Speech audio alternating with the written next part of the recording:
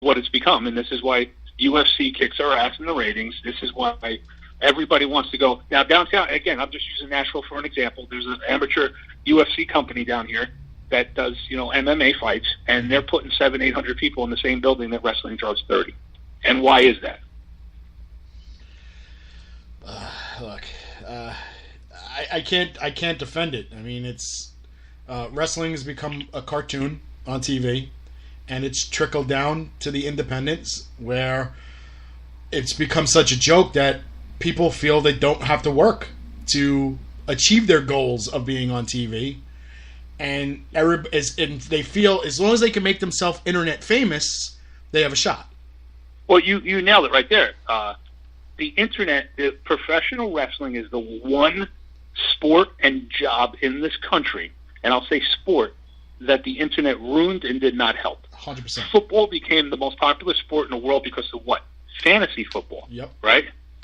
Baseball, stats, fantasy baseball, these rotisserie leagues, and all this shit that these people do. And, I'm reading right now 17 stories on how the Mets want to trade Syndergaard tonight on 20 different newspapers. I can pick up the town in San Diego that's writing the column about that. But with wrestling, when it got out that the results were tapes, or it got out this person is jumping, or it got out that Bret Hart and Sonny were having an affair and Shawn Michaels stole his girl, and all of that backstage stuff came out, it didn't help the business. It hindered us. It killed us.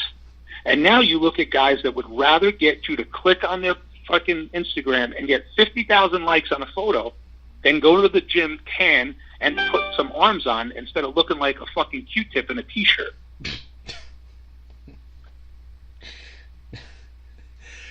Oh man, I like your descriptions of stuff.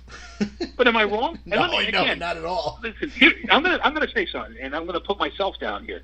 I was just as guilty as anybody else, and I learned with 23 years of promoting. I learned from the single greatest showman in the history of wrestling, and that was Dennis Corluzzo. And I learned from Joe Panzarino, and I learned from Gino Moore, and I learned from Bill Behrens, and I learned from David Marquez, and I always tried to learn. But the funniest thing that ever caught my attention, and I'm going to admit that I screwed up. My daughter was in school and got hit in the face in gym class, and she was about, I would say she's 14 now, she was about 9 years old, and she had a gigantic black eye. And if anybody knows my daughter Ricky's always been involved in wrestling. She loves gymnastics. She's a phenomenal gymnast. She would set up my ring. She'd set up my sound system. She was always around Dad's shows. Yep. Well, I said to Danny one night, I said, the Players Clubs are my hottest heels. We're in Hasbrook Heights. The building's sold out. No one's seen my daughter since school. I want my daughter to run to the entrance, and when you guys come out, I want her to throw a soda at you, and I wanted him to fake smack my kid. And when she came up with that gigantic black eye, I said, the building's going to riot. We're going to have a fucking war on our hands, and it's going to be over. And he looked at me and he said, are you out of your fucking mind? And I said, no, I'm serious. I go, you could work with her. She'll take the bump. I said, she's got the black eye. It's gigantic. It happened today at school. It's fresh. It'll look like it just happened. And he said to me, he goes, 1, don't put your family in the ring. 2, she's a kid. And 3, it's so indie and so corny, you're going to get shit on for it. And I got pissed. I'm like, we should do it. The heat's going to be incredible. There's going to be guys that are going to want to fight you right there. They're going to think, I want to fight you. They'll have to hold me back. I'll bring in the hit squad. We'll tear down the building next week.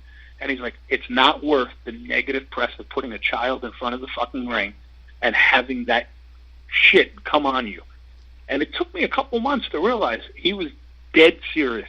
And then when I saw the video a couple months ago of the kid putting fucking what's-his-name to a table, and I forget his fucking name, that's how dumb I am right now. I'm burnt out from work.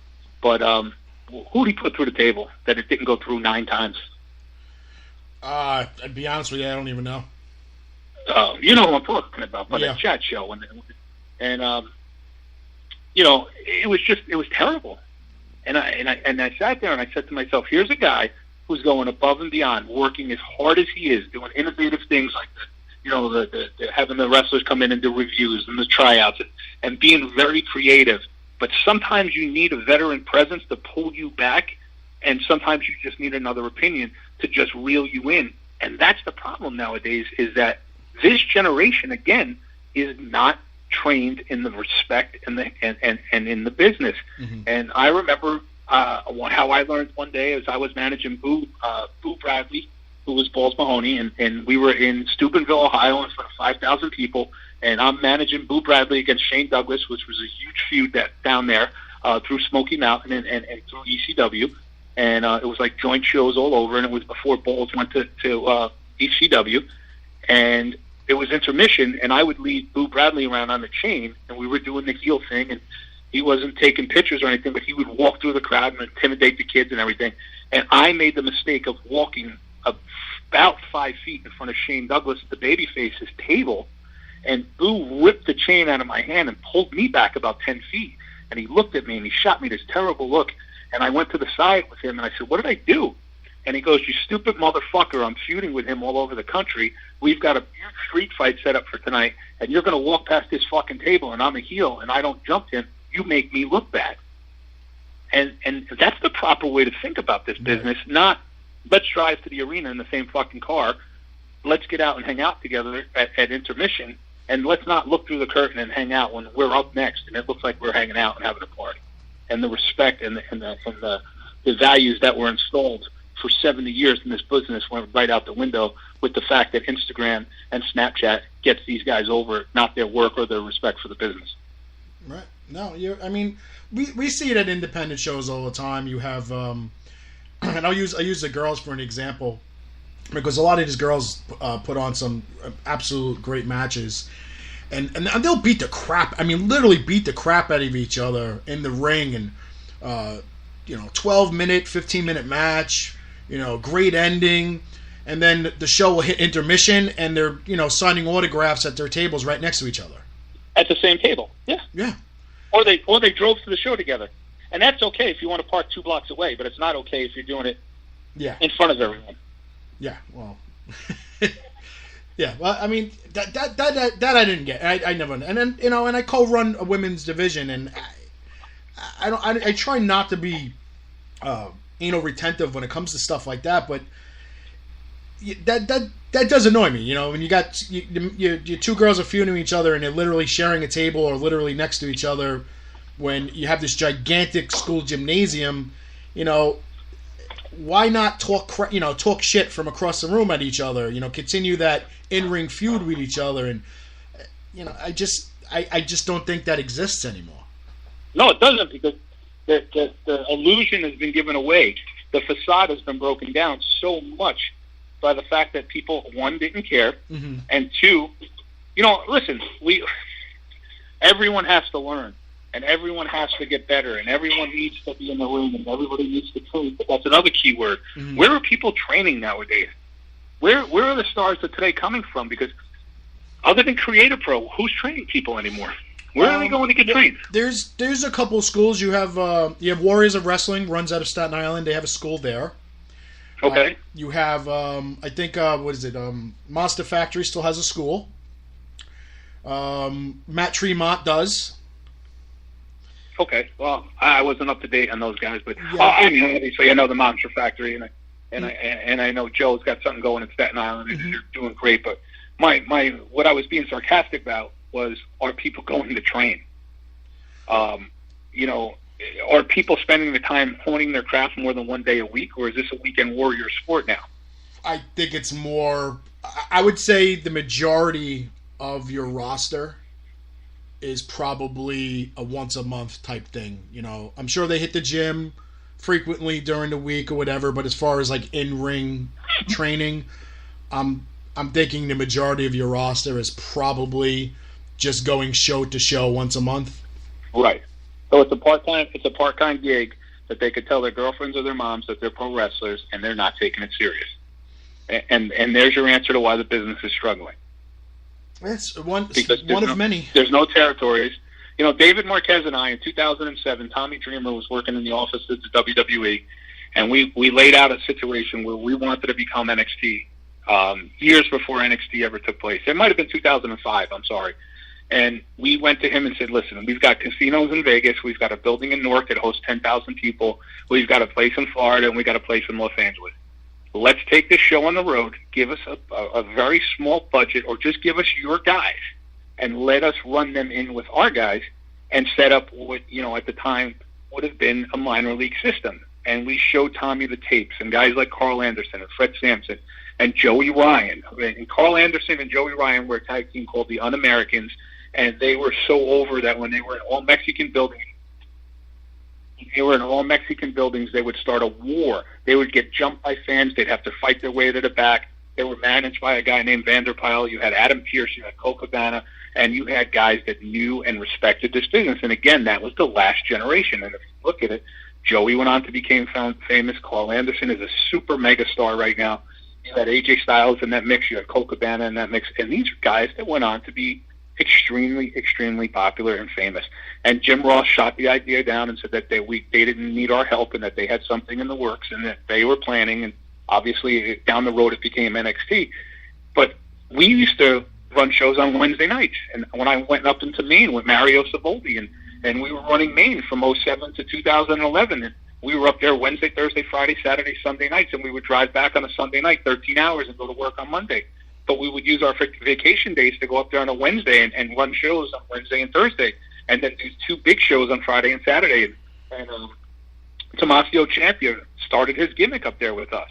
Mm-hmm. And we had Carino up there, and Justin Carino up there, and DeMonto up there, and a guy from the past named Dave Greco, Ryan Wing, all guys that were big indie guys who would go up there with us on a 4-day weekend and do these festivals and wrestle sometimes literally in cow shit because we'd be in the middle of a rodeo and have a ring set up in a rodeo and do these festivals and do these shows. But it was dedication and putting their hours in and paying their dues. And the dues part of it now is just gone.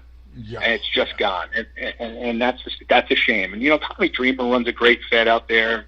Ring of Honor is still great. And there's still places to go work if you want to make a living. Mm-hmm. Strive for that. Get in Ring of Honor if you don't want to go to WWE. I hear guys tell me now, and it's funny, Kevin, I got guys down here that they got 3 teeth in their mouth and they're a hillbilly and they're wearing a Confederate flag shirt and they got their do-rag on and they're like, I'll never wrestle for WWE. I'll never go there. That company sucks. Motherfucker, go work your ass off and make a difference. Go work for Cody. Go work for Ring of Honor. Go somewhere then that respects the business. Go do something. Everybody's got an excuse. I'd never go work for Vince. You know how fast one of these son of a bitches would drive? They would walk to Stamford, Connecticut to cash that paycheck. Are you out of your fucking mind? You want to make $1 million doing nothing, or do you want to go and drive around and hope to get paid $50? That's the problem. Is everybody's an expert now, and that goes back to my point. Is that we let the front row in the locker room. Yeah. That's absolutely correct. And like getting back to the whole internet part, everything is just so public and exposed, right down to 2 guys or a couple having dinner after a big huge event like WrestleMania. What was it? It was when Rock came back and was insulting Rusev and Lana, and then later on that night they got caught at a restaurant eating dinner together. Yep. So I mean, it's there's nothing really you can do with the internet. The internet's not going to go away, and if anything, it's going to get worse. So.